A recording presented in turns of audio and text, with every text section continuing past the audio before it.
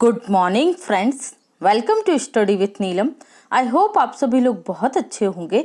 आज है 11 सितंबर और 11 सितंबर के सभी best top current affairs question with point two point section हम कंप्लीट करेंगे। सभी क्वेश्चन इंपॉर्टेंट हैं और पॉइंट टू पॉइंट सेक्शन भी आपके लिए बहुत ज़्यादा इंपॉर्टेंट होता है। जो स्टूडेंट पहली बार आए हैं उनको मैं बता देती हूँ, पॉइंट टू पॉइंट सेक्शन में हम लास्ट वीक के, लास्ट मंथ के या फिर जो इम्पॉर्टेंट पॉइंट हमारे करंट क्वेश्चन से रिलेटेड हैं वो आपको याद होना चाहिए, तो उसको पॉइंट टू पॉइंट सेक्शन में हम कंप्लीट करते हैं। क्योंकि आप याद रखिए, करंट अफेयर्स अगर आप रिलेट करके पढ़ रहे हैं और बहुत अच्छी बात है अगर आप उसे स्टैटिक्स जीके से भी रिलेट कर ले रहे हैं तो आप वो चीज़ें कभी नहीं भूलेंगे। जैसे क्वेश्चन आया भारत के राष्ट्रपति, और अगर आपने इससे रिलेटेड पॉलिटी, जैसे राष्ट्रपति को किस आर्टिकल में डिस्क्राइब किया गया है, ओके, मतलब जो जो उससे संबंधित पॉइंट है, अगर वो आप इस तरीके से पढ़ाई करते हो तो आपके लिए history, geography, polity, current affairs सभी बहुत ज़्यादा आसान हो जाएगा याद रखना और पढ़ना। ओके, तो पॉइंट टू पॉइंट सेक्शन देखना बिल्कुल मत भूला कीजिए।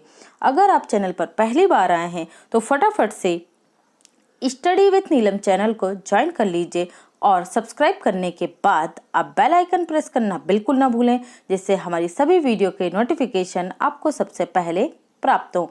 आप हमें ट्विटर, फेसबुक, इंस्टा पर फॉलो कर सकते हैं और इंस्टा और फेसबुक की स्टोरी देखना बिल्कुल ना भूलें। यहाँ हमारी सभी वीडियो के नोटिफिकेशन आपको प्राप्त होंगे और करंट में कोई भी ऐसी न्यूज़ है जो आपको पता होना चाहिए तो उसकी इन्फॉर्मेशन भी आपको यहाँ प्राप्त होगी। और इसके साथ ट्विटर पर भी हम यही इन्फॉर्मेशन आपको प्रोवाइड करते हैं ताकि आपके और हमारे बीच का कम्युनिकेशन बना रहे। पीडीएफ के लिए आप टेलीग्राम चैनल को ज्वाइन कर सकते हैं, इस लेक्चर की या इससे पहले के किसी भी लेक्चर्स की। और अगर आपको किसी लेक्चर्स की पीडीएफ फाइल चाहिए तो आप मैसेज भी कर सकते हैं। ओके, चलिए तो बढ़ते हैं हम आज के सेशन की तरफ।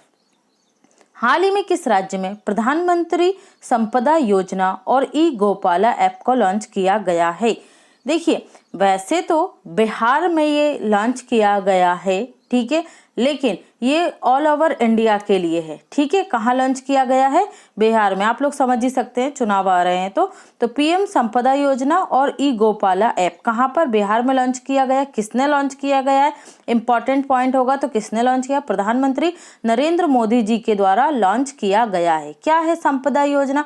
संपदा योजना के तहत जो मत्स्य पालन है, ठीक है, मछली उत्पादन है, उसे अगले 5 वर्षों में बढ़ाकर कितना करना है? 70 लाख टन करना है। ठीक है, याद रखिएगा, टारगेट 70 लाख टन करना है। और इसके लिए सरकार ने कितने हजार का बजट रखा है या प्रावधान रखा है खर्च करने का? तो 5 वर्षों में खर्च किए जाएंगे 20,000 करोड़ रुपए। कितने? 20,000 करोड़ रुपए। ओके, तो ये दोनों ही टारगेट आपको ध्यान रखना है। जब योजना पूछी जाती है तो उससे रिलेटेड टारगेट या उद्देश्य भी पूछा जा सकता है। और उद्देश्य क्या याद रखना है? मत्स्य उत्पादन को अगले 5 वर्षों में बढ़ाना। ओके, और यहाँ पर दूसरी चीज है अपना ई गोपाला ऐप। तो ई गोपाला ऐप का क्या उद्देश्य होगा? ई गोपाला ऐप के माध्यम से जो किसान हैं, जो उत्पादक हैं, उनके उत्पादन को बढ़ाना, प्लस पशुधन की बिक्री और खरीदी तथा पशुओं की नस्लों आदि से संबंधी जानकारी प्रदान करना। किसके माध्यम से? ई गोपाला ऐप के माध्यम से। दोनों पॉइंट बहुत ज्यादा इंपॉर्टेंट है, दोनों को याद रखिएगा। ओके, कल हमने क्या पढ़ा था? प्रधानमंत्री मोदी जी ने कल किसका उद्घाटन किया था? मतलब परसों कल हमने पढ़ा था कि उन्होंने पत्रिका गेट कहाँ पर? राजस्थान में पत्रिका गेट का उद्घाटन किया था, जो राजस्थान की संस्कृति और विरासत को उजागर करता है। ठीक है, और गुलाब कोठारी जो पत्रिका समूह के क्या है? प्रधान संपादक हैं। उनकी 2 पुस्तकें थी। क्या थी? एक थी अक्षर यात्रा और दूसरी थी क्या? संवाद उपनिषद। तो उन दोनों का भी विमोचन किसने किया था? प्रधानमंत्री मोदी ने। तो सारे पॉइंट यहाँ से आप याद रखेंगे। हाल ही में अमेरिका के किस व्यक्ति को वर्ष 2021 के नोबेल शांति पुरस्कार के लिए नामित किया गया? ध्यान दीजिएगा, नामित किया गया है, नॉमिनेट किया गया है, अभी मिला नहीं है। नॉमिनेट किया गया है तो किसे? डोनाल्ड ट्रंप को। ओके, बराक ओबामा को मिल चुका है शांति का नोबेल प्राइज। तो किसे ने नॉमिनेट किया गया है? तो ये किया गया है डोनाल्ड ट्रंप को। और किसने किया? तो देखिए, आपको पता होगा नॉर्वे की जो एसोसिएशन है उसके द्वारा दिया जाता है नोबेल के शांति पुरस्कार। तो ये नॉर्वे के जो संसद सदस्य हैं, क्रिस्टीना ट्रेविंगजेट के द्वारा इन्हें नॉमिनेट किया गया। और उन्होंने क्यों बोला है कि इन्होंने, किसने? डोनाल्ड ट्रंप ने यूएई और इजराइल के मध्य क्या करवाया, शांति समझौता। कौन सा समझौता पढ़ा था हमने, अब्राहम एकॉर्ड को साइन किया है इन दोनों देशों ने। तो ये किसकी वजह से हुआ है, डोनाल्ड ट्रंप की विदेश नीति और उनके रवैये के अनुसार। और भारत तथा पाकिस्तान के मध्य कश्मीर मुद्दे को लेकर होने वाली जो भिड़ंत थी उसे भी किसने टाला, तो डोनाल्ड ट्रंप ने। ये किसने बोला है, तो ये नॉर्वे के संसद सदस्य हैं क्रिस्टियाना ट्रेबजिंगबेड ने कहा है। ठीक है, तो याद रखिएगा। देखिए, इससे पहले भी डोनाल्ड ट्रंप को 2018 में नोबेल शांति पुरस्कार के लिए नॉमिनेट किया जा चुका है।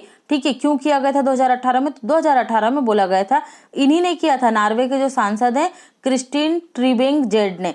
तो इन्होंने बोला था साउथ कोरिया और नॉर्थ कोरिया के मध्य जो टेंशन थी उसे खत्म करने के लिए किसने किया था, डोनाल्ड ट्रंप ने प्रयास किया था। तो उन्हें 2018 में शांति पुरस्कार दिया जाना चाहिए। तो याद रखिएगा, 2021 में भी नॉमिनेट हुए हैं और 2018 में भी हुए हैं। अब देखना है मिलता किससे है। ओके, चलिए बढ़ते हैं अगले पॉइंट की तरफ। तो यहाँ हम अमेरिका की बात कर रहे हैं। तो ये देखिए, ये रहा मैप में आपको अमेरिका दिख रहा है। ओके, और ये यहाँ पर थोड़ा सा छुप गया है, ये कौन सा राज्य है अमेरिका का, अलास्का राज्य। ठीक है, मैंने आपको बताया भी है अलास्का को किससे खरीदा है अमेरिका ने, तो रूस से खरीदा है। कब, 1867 में खरीदा था। ओके, और ये है यूनाइटेड स्टेट। और ये जो लाइन है जो अमेरिका और कनाडा को अलग करती है, कौन सी लाइन कहते हैं इसे, 48th समानांतर लाइन। ठीक है, याद रखिएगा, ये अलग करती है दोनों देशों को।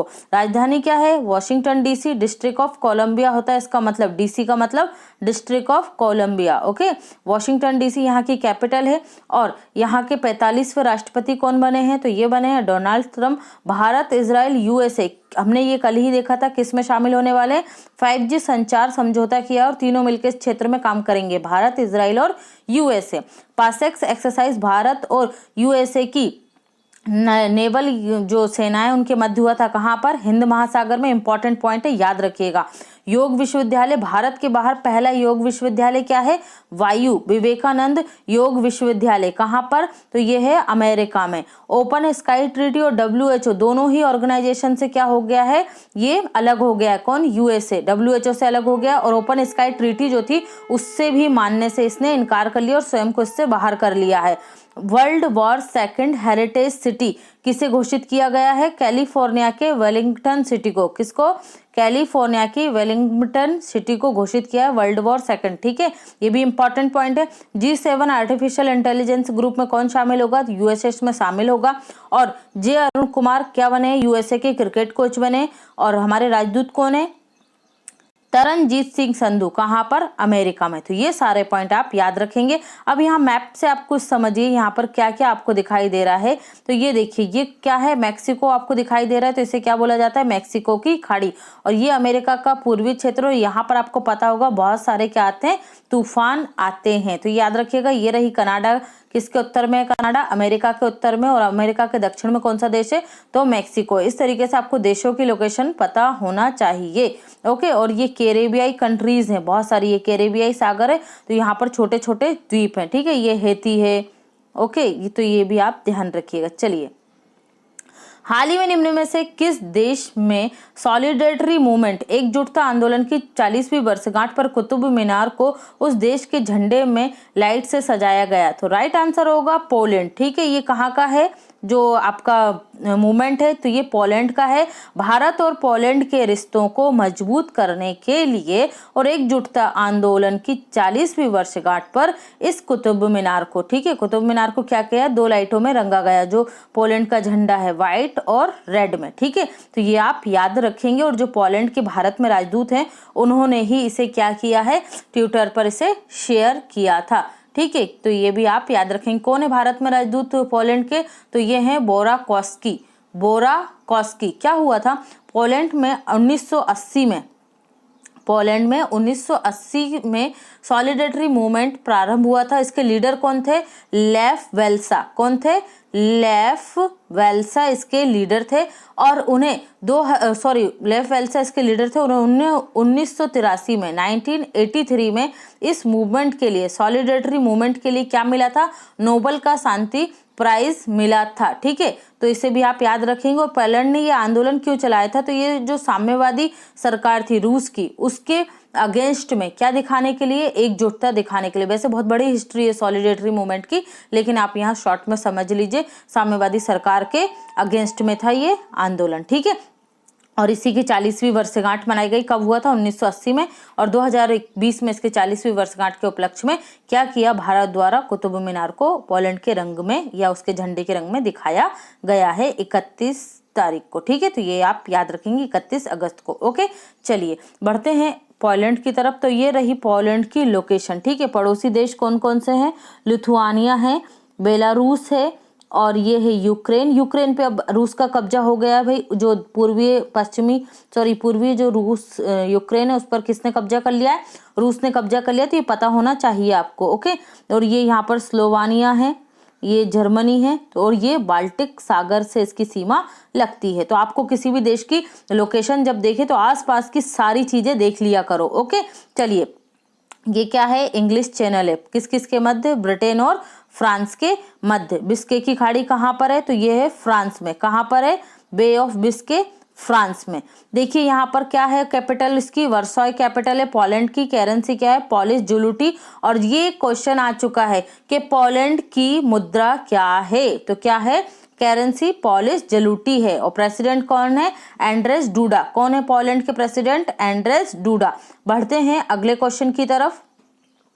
निम्न में से किस राज्य में वीर सावरकर फ्लाईओवर का उद्घाटन किया गया, तो राइट आंसर होगा कर्नाटक में।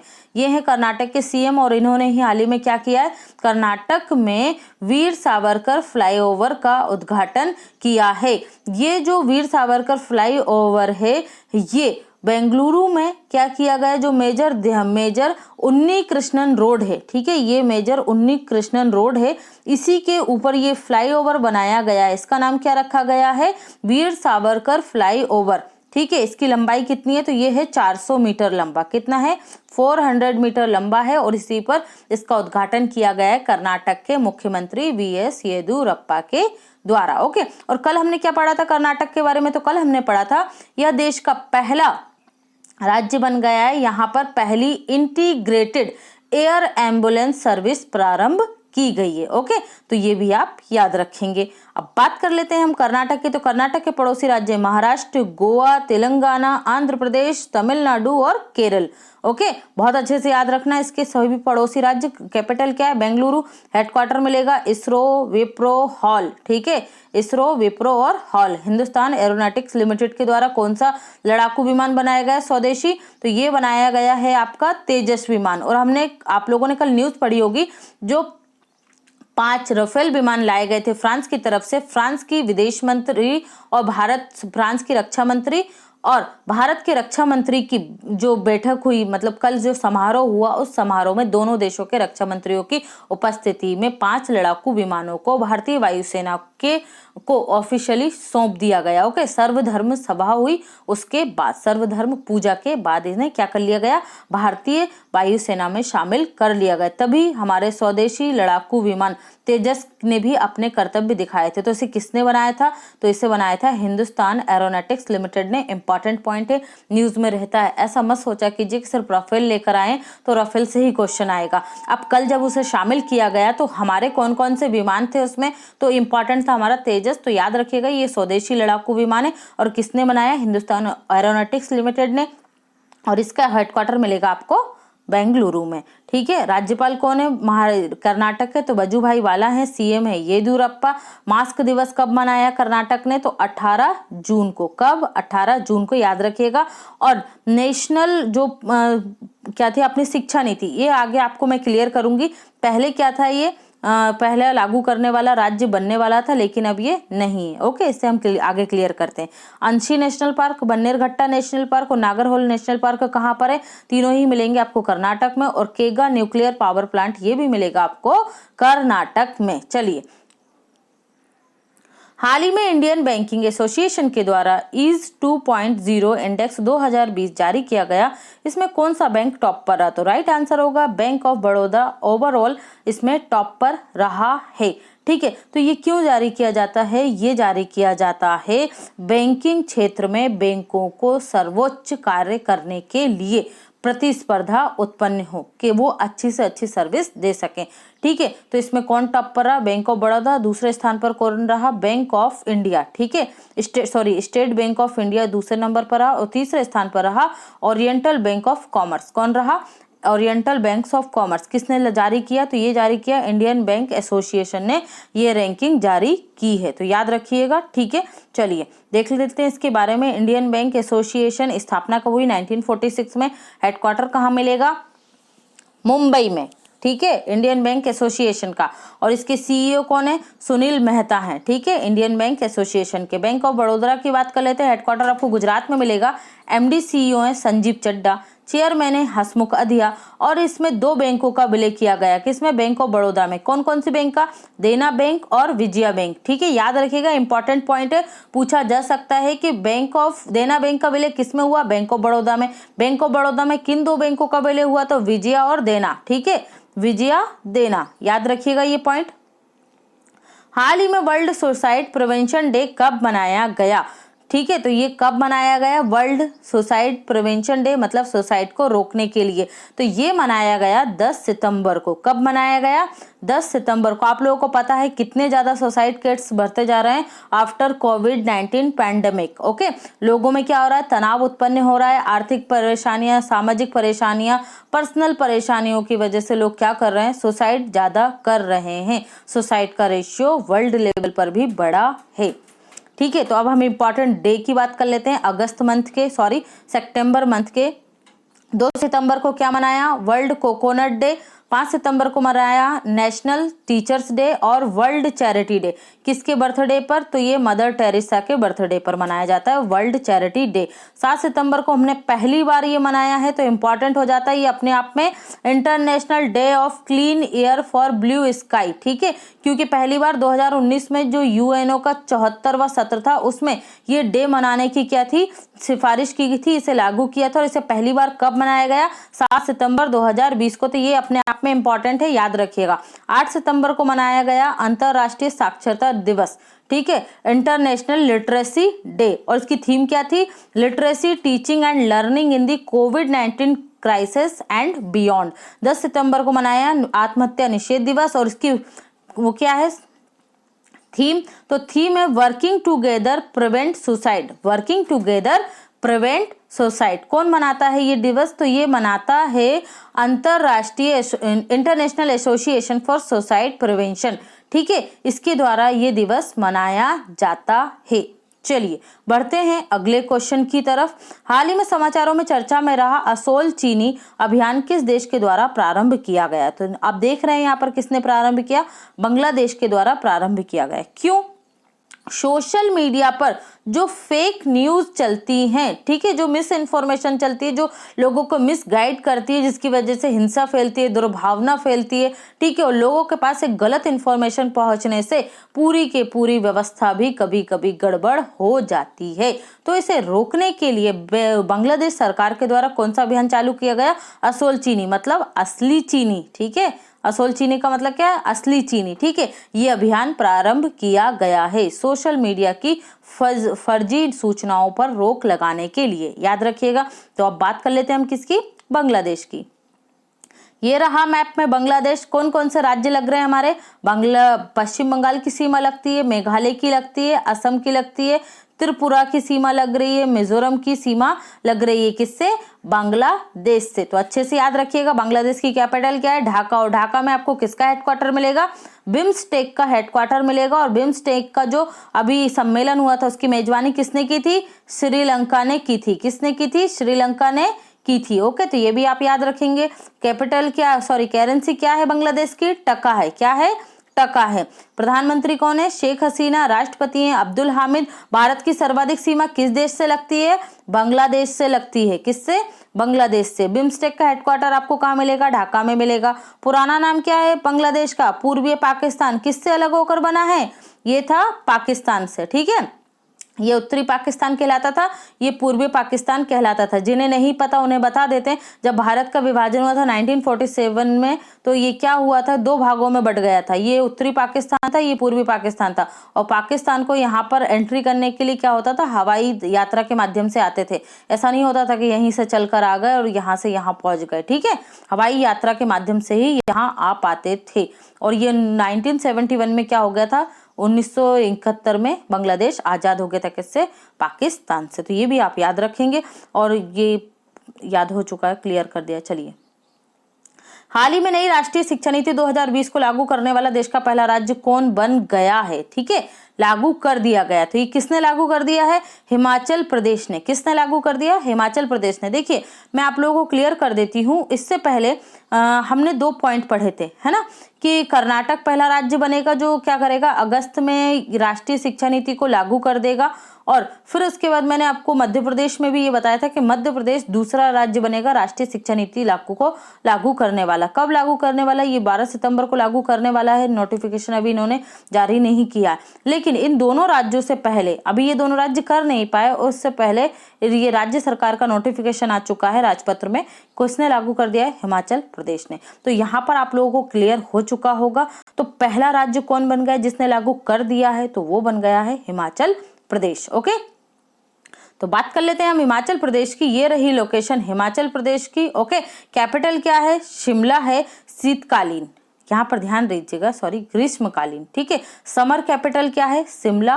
विंटर कैपिटल क्या है, धर्मशाला, ठीक है। शीतकालीन कैपिटल धर्मशाला है। और धर्मशाला में ही जो तिब्बत के निर्वासित लोग हैं, जिस तिब्बत पर किसने कब्जा करके रखा है, चाइना ने, उसके निर्वासित लोगों की भी संसद चलती है। ओके, तो ये भी आप याद रखेंगे। राज्यपाल कौन है हिमाचल प्रदेश के, बंडारू दत्तात्रेय हैं। मुख्यमंत्री हैं जयराम ठाकुर। और पंचवटी योजना हिमाचल प्रदेश के जो वरिष्ठ नागरिक हैं उनके लिए प्रारंभ की गई थी। नादौन पुलिस स्टेशन 2020 में देश का सर्वश्रेष्ठ पुलिस स्टेशन या पुलिस थाना बना है, ठीक है। तो ये पॉइंट इंपॉर्टेंट है, याद रखिएगा। 100% घरों में एलपीजी कनेक्शन देने वाला देश का पहला राज्य कौन सा है, हिमाचल प्रदेश ही बना है। ई पंचायत पुरस्कार 2020 में पूरे देश में टॉप करने वाला राज्य भी कौन सा है, तो ये हिमाचल प्रदेश है। और हिमाचल प्रदेश हाईकोर्ट के चीफ जस्टिस कौन है, लिंगप्पा नारायण स्वामी। कौन है, लिंगप्पा नारायण स्वामी। सारे पॉइंट याद रखेंगे आप हिमाचल प्रदेश से। बढ़ते हैं अगले क्वेश्चन की तरफ। हाल ही में समाचारों में चर्चा में रहा प्लेयर जपोर्ट के नए ब्रांड एम्बेसडर निम्न में से कौन बन गए। तो यहाँ पर आप अच्छे से ध्यान दीजिएगा। ये हैं क्रिकेटर स्मृति मंधाना और ये हैं भुवनेश्वर कुमार, ठीक है। तो ये दोनों ही क्या बन गए हैं, इसके ब्रांड एम्बेसडर बन गए। किसके, प्लेयर जपोर्ट के।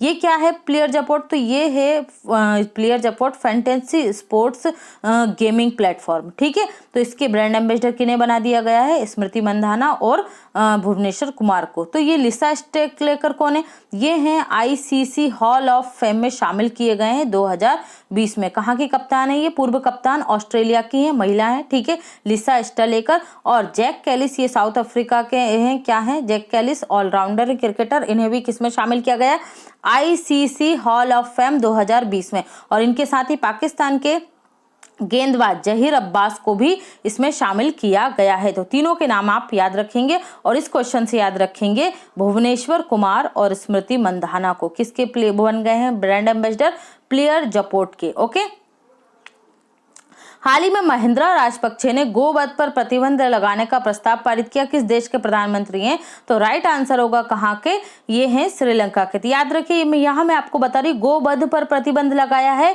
गो मांस पर प्रतिबंध नहीं लगाया गया है। ओके, गोवध पर प्रतिबंध लगाया गया है, कहाँ पर, श्रीलंका में। ओके, किसने, वहां के प्रधानमंत्री महिंद्रा राजपक्षे ने। तो बात कर लेते हैं हम श्रीलंका की। ये है इंडिया, ओके, ये है हमारा प्यारा भारत और ये हमारा पड़ोसी श्रीलंका।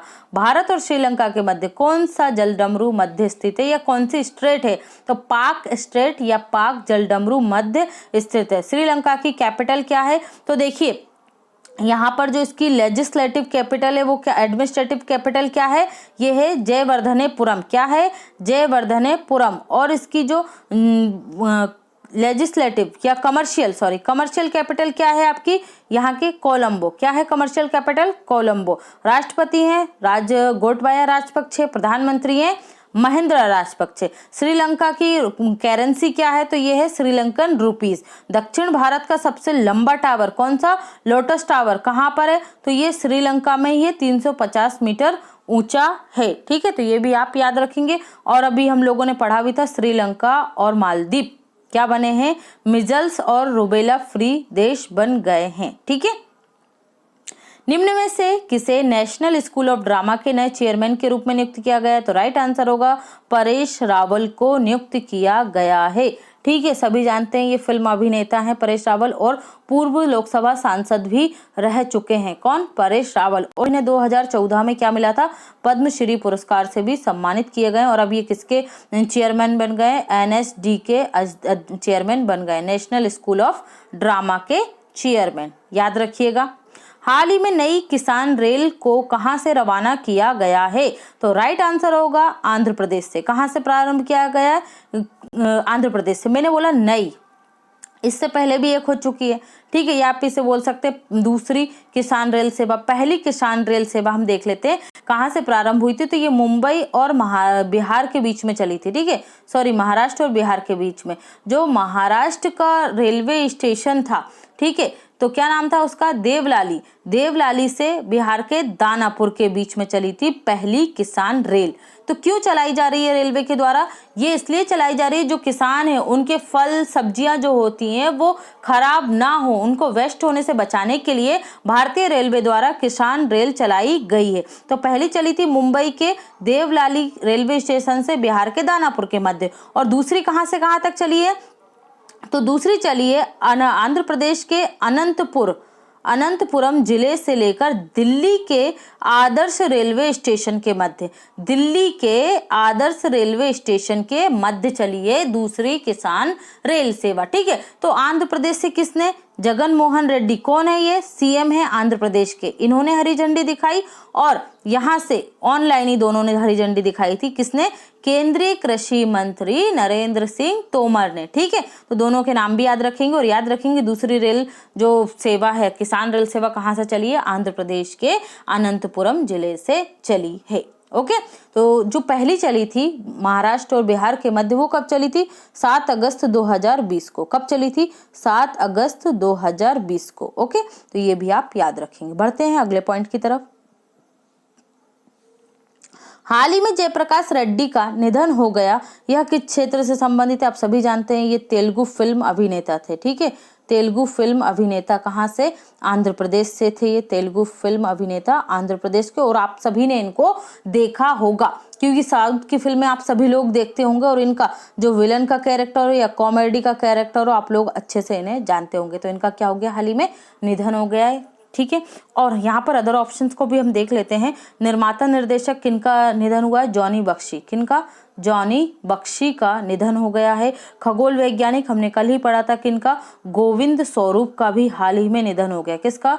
गोविंद स्वरूप का हाल ही में निधन हो गया। और उर्दू शायर कौन थे? तो ये थे राहत इंदौरी, इनका भी निधन हो गया है। ओके, तो ये सारे पॉइंट आप याद रखिएगा। अब हम शुरू करते हैं पॉइंट टू पॉइंट सेक्शन। देश की पहली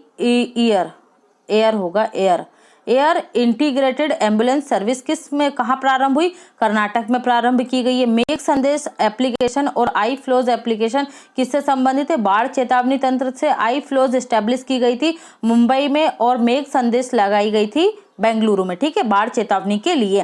केम्पेगौड़ा अंतर्राष्ट्रीय एयरपोर्ट स्काई ट्रैप अवार्ड जीता है इसने। ऑटोमेटिक इरिगेशन सिस्टम एस्टेब्लिश करने वाला देश का पहला एयरपोर्ट है। और रनवे की दोनों ओर स्वदेशी रूप से विकसित एविएशन वेदर मॉनिटरिंग सिस्टम भी एस्टेब्लिश करने वाला देश का पहला क्या बन गया है? एयरपोर्ट बन गया। कौन सा? केम्पेगौड़ा एयरपोर्ट। कहाँ मिलेगा आपको? कर्नाटक में मिलेगा। मध्य प्रदेश बैतूल जिले की पुलिस ने आसपास प्रोग्राम प्रारंभ किया था। किस लिए? आत्महत्याओं के बढ़ते केसेस को रोकने के लिए। तो ये आप याद रखेंगे। स्टेट बैंक ऑफ इंडिया ने सिग्नेचर वीजा डेबिट कार्ड को लॉन्च किया है। ठीक है, जिनकी आय क्या है? 10 लाख से अधिक आय वाले कस्टमर के लिए। कोटक महिंद्रा बैंक ने कोना कोना उम्मीद अभियान को प्रारंभ किया है।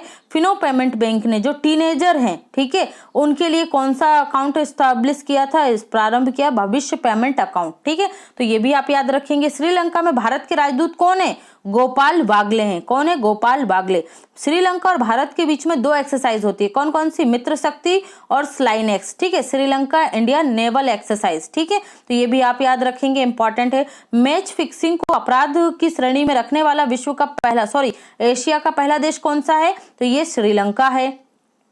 गूगल और बांग्लादेश के मध्य बाढ़ चेतावनी तंत्र स्थापित करने के लिए क्या किया गया है? समझौता किया गया है। विक्रम दुरईस्वामी कहां पर है भारतीय राजदूत? तो ये है बांग्लादेश में। ई पासपोर्ट सुविधा प्रदान करने वाला दक्षिण एशिया का पहला देश कौन सा है?